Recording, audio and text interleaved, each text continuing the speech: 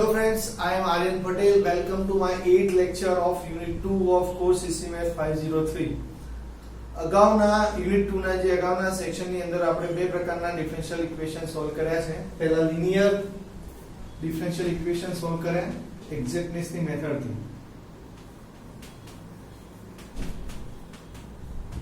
અને એના પછી આપણે નોન લિનિયર ડિફરન્શિયલ ઇક્વેશન એક્ઝેક્ટનેસની મદદથી સોલ્વ કર્યા.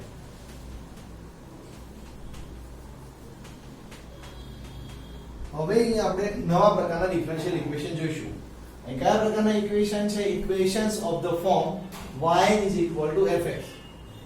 તો y બરાબર fx ટાઈપના ડિફરન્શિયલ તમને આપેલા હોય ડિફરન્શિયલ ઇક્વેશન, તો એને સોલ્વ કરવા હોય તો કઈ રીતે સોલ્વ કરી શકાય? તો સૌથી સહેલામાં સહેલી મેથડ છે અહીં આ પ્રકારના ડિફરન્શિયલ ઇક્વેશન સોલ્વ કરવા માટે. શું કહેવાનું કે છે કે આ પ્રકારના જો ઇક્વેશન હોય y બરાબર fx ટાઈપના, તો ફક્ત ખાલી ઇન્ટિગ્રેશન કરતા જવાનું અને ઇન્ટિગ્રેશન થી તમને સોલ્યુશન y મળશે. ઉદાહરણ તરીકે આપણે આ એક્ઝામ્પલ જોઈએ. ચલો આપણને આવો એક્ઝામ્પલ આપ્યો છે કે solve this equation y3 x sin x. તો પહેલા તો આ ડિફરન્શિયલ ઇક્વેશન લખી દઉં, પછી એને આપણે સોલ્વ કરીએ. તો આ જુઓ, પહેલું જે અહીં આપણને જે એક્ઝામ્પલ આપ્યો છે એ એક્ઝામ્પલને આપણે નંબર 1 આપીએ. ચલો ઇક્વેશન નંબર 1 આપીએ. આ કયા સ્વરૂપનો છે? તો which is of the form yn બરાબર fx ટાઈપનો છે ને? કયા સ્વરૂપનો છે? yn બરાબર fx.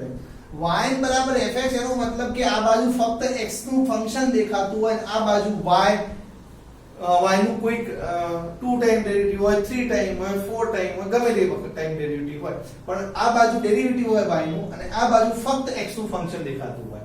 આ ટાઈપના ઇક્વેશનની વાત છે. તો અહીં જો y નું 3 ટાઈમ ડેરિવેટિવ દેખાય છે, આ બાજુ x નું કોઈક ફંક્શન છે. તો એનો મતલબ કે આ કયા સ્વરૂપનું થયું? y બરાબર fx ટાઈપનું ડિફરન્શિયલ ઇક્વેશન થયું. તો આપણે એ શું કહીએ છીએ કે જો આ ટાઈપના ડિફરન્શિયલ ઇક્વેશન હોય તો that can be solved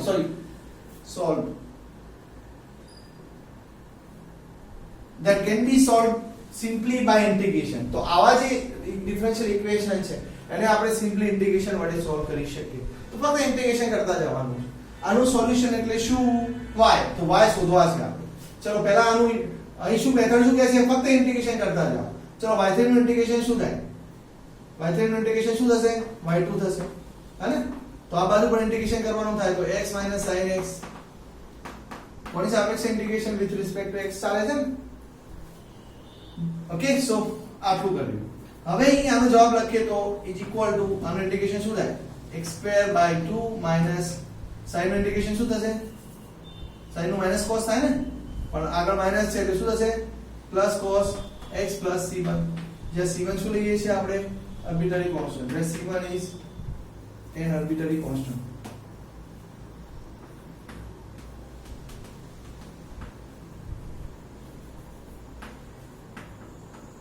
c1 is an arbitrary constant. તો શું કર્યું પહેલા સ્ટેપમાં?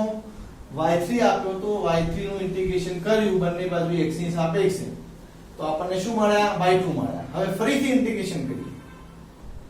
ઓકે, ફરીથી ઇન્ટિગ્રેશન કરીએ તો શું મળશે? y1 મળશે. સો y1 is equal to શું કરવાનું થશે? સિમ્પલી આનું ઇન્ટિગ્રેશન x²/2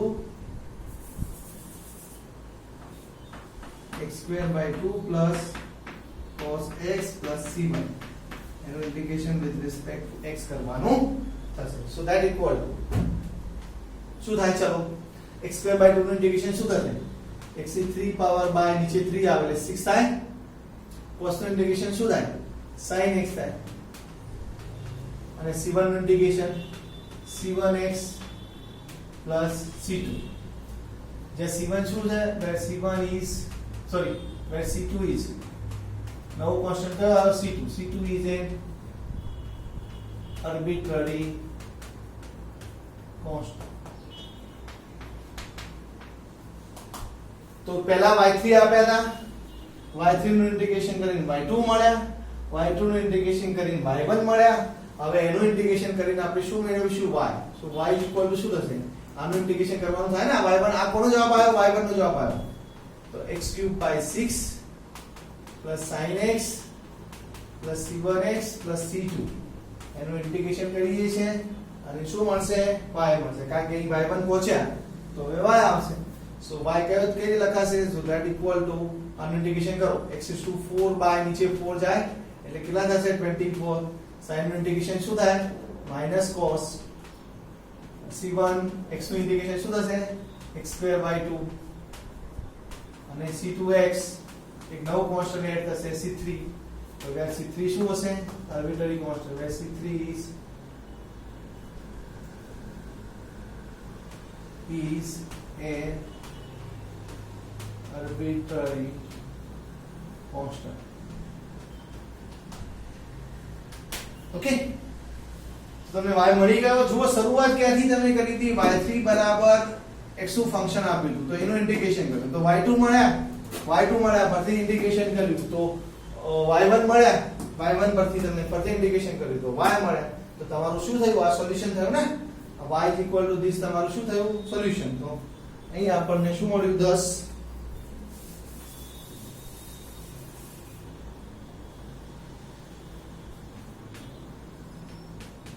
y આપણને લાસ્ટલી મળ્યું x4/24 cos x c1x2/2 c2x c3 આ આપણું પાર્ગેલું સોલ્યુશન આવી ગયું સમજ પડી તો જ્યારે પણ તમને y બરાબર fx ટાઈપના ડિફરન્શિયલ ઇક્વેશન આપેલા તો સિમ્પલી ઇન્ટિગ્રેશન કરતા જવાનું 1 by 1 અને y3 પરથી y2 મળે y2 પરથી y1 મળે y1 પરથી y મળે y એ આપણું માર્ગેલું સોલ્યુશન થશે જોઈ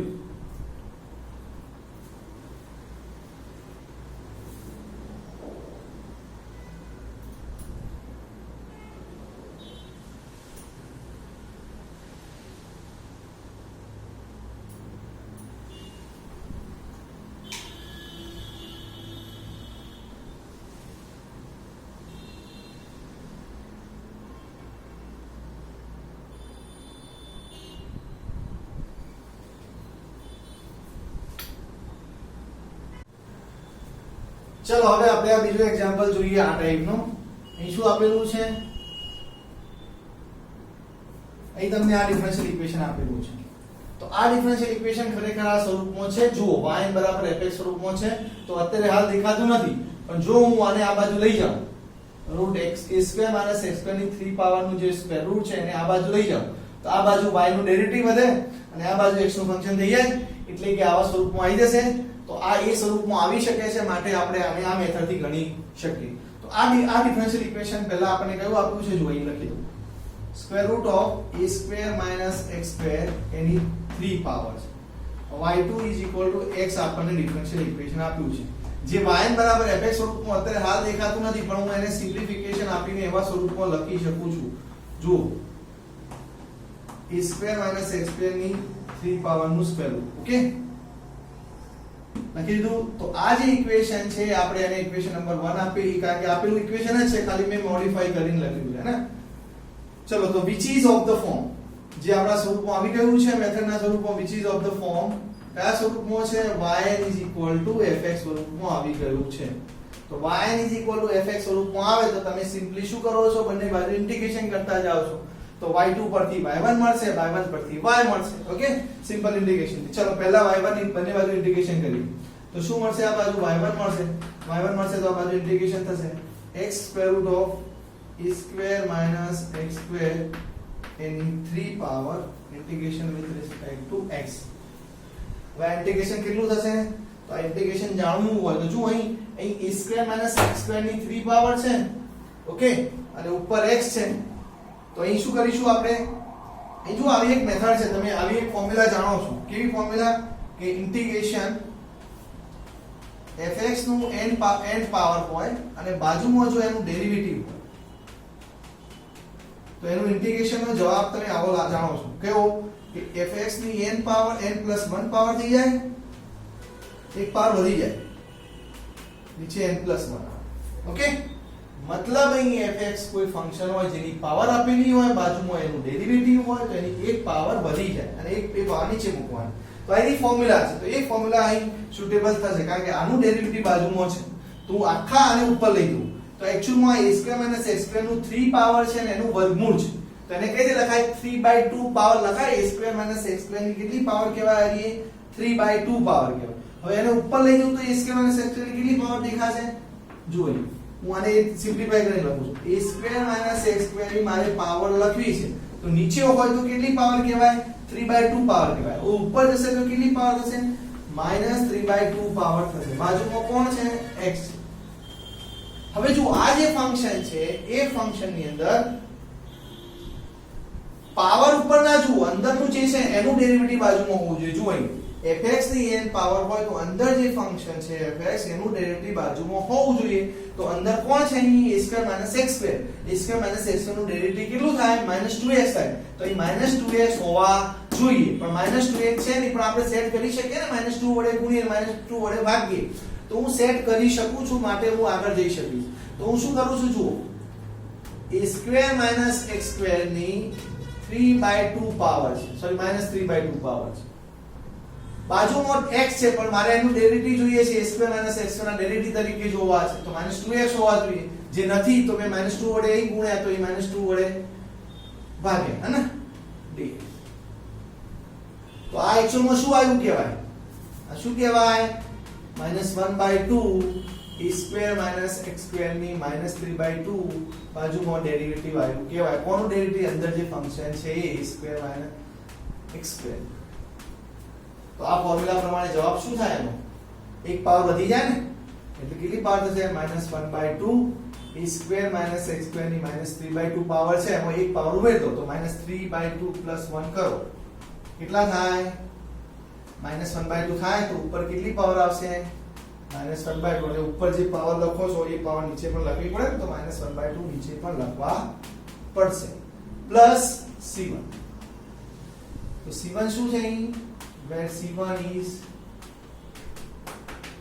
an arbitrary constant c1 શું છે arbitrary constant જો -1/2 અહીં પણ છે અહીં પણ -1/2 છે કેન્સલ તો અહીં આપણને દેખાય છે જો આ ઇમ્પોર્ટન્ટ ફોર્મ્યુલા છે ઇન્ટિગ્રેશન માટે યાદ રાખજો કે જો કોઈ ફંક્શન ની પાવર આપેલી હોય બાજુમાં એ ફંક્શન નું ડેરિવેટિવ હોય તો એનું ઇન્ટિગ્રેશન આ પ્રમાણે થાય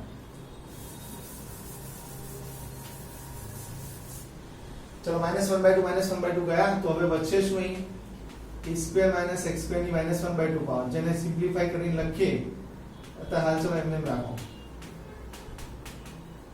પ્લસ c1 દેખાય છે યસ ચલો હવે આ તમને શું મળ્યું કહેવાય y1 મળ્યું કહેવાય ફરીથી ઇન્ટિગ્રેશન કરશો તો ઇન્ટિગ્રેશન કરશો તો શું મળશે આ y મળશે આ y1 મળ્યું તો ઇન્ટિગ્રેશન કરો e square minus x square ની કેટલી પાવર છે -1/2 પાવર છે પ્લસ c1 છે આનું ઇન્ટિગ્રેશન કરવાનું છે વિથ રિસ્પેક્ટ ટુ x ચલો ઇઝ ઇક્વલ ટુ હવે આનું ઇન્ટિગ્રેશન કરવાનું આવ્યું પણ જો આ જાણીતું છે તમારી પાસે a square minus x square ની -1/2 પાવર છે એનો મતલબ કે 1 a square minus x square ની 1/2 પાવર છે જેને તમે આગળ લખી શકો 1 વર્ગમૂળમાં a square minus x square આ જાણીતું છે ને અને આનું ઇન્ટિગ્રેશન તો તમે જાણો છો શું થાય આનું ઇન્ટિગ્રેશન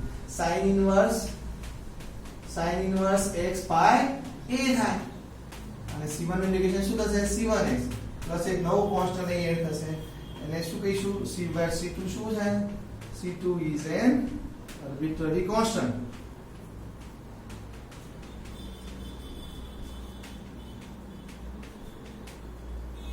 તો તમને જો છેલ્લે y મળી ગયો આપણે છેલ્લે શું લખીશું 10 y is equal to કયું આવ્યું solution sin inverse x divided by a plus c1x plus c2 તો આ તમારું રિક્વાયર્ડ સોલ્યુશન થયું રિક્વાયર્ડ સોલ્યુશન જો ફરી આપણને આ ડિફરન્શિયલ ઇક્વેશન જો ઘણીવાર આ સ્વરૂપમાં ના આપ્યું હોય તો તમે થોડું ઘણું મોડિફિકેશન કરીને સ્વરૂપમાં લાવી શકો છો અહીં એક્ઝેક્ટલી સ્વરૂપમાં નતું લખ્યું પણ તમે થોડું અહીં આને આ બાજુ લાવ્યા તો તમને દેખાયું કે y બરાબર fx સ્વરૂપમાં આવી ગયું પછી શું કર્યું તમે એનું વન ટાઈમ ઇન્ટિગ્રેશન કર્યું બંને બાજુ તો આ બાજુ y2 ના y બંધાય આ બાજુ ઇન્ટિગ્રેશન થયું હવે ઇન્ટિગ્રેશન માટે આપણે પ્રોસેસ આગળ વધારીએ તો અહીં આ ફંક્શન છે અંદર જે ફંક્શન છે એની બાજુમાં એનું ડેરિવેટિવ જોવા સેટ કરી શકાય છે તો સેટ કર્યું અને પેલી જે ફોર્મ્યુલા મેં લખી દીધી ફોર્મ્યુલાના આધારે આપણે ઇન્ટિગ્રેશન કર્યું પછી અહીં આઈનું ઉપર હવે એ આ જવાબ y1 નો મળે છે તો એનું ઇન્ટિગ્રેશન કરશો તો શું મળશે y મળશે ને આ જવાબ કોનો આવ્યો ઇક્વલ ટુ y1 નો આવ્યો તો એનું ઇન્ટિગ્રેશન કરીએ તો y મળે તો ઇન્ટિગ્રેશન કરીએ છીએ પણ અહીં જોવા મળે છે કે આ તો 1 / √a² - x² છે જેનું ઇન્ટિગ્રેશન આપણે જાણીએ છીએ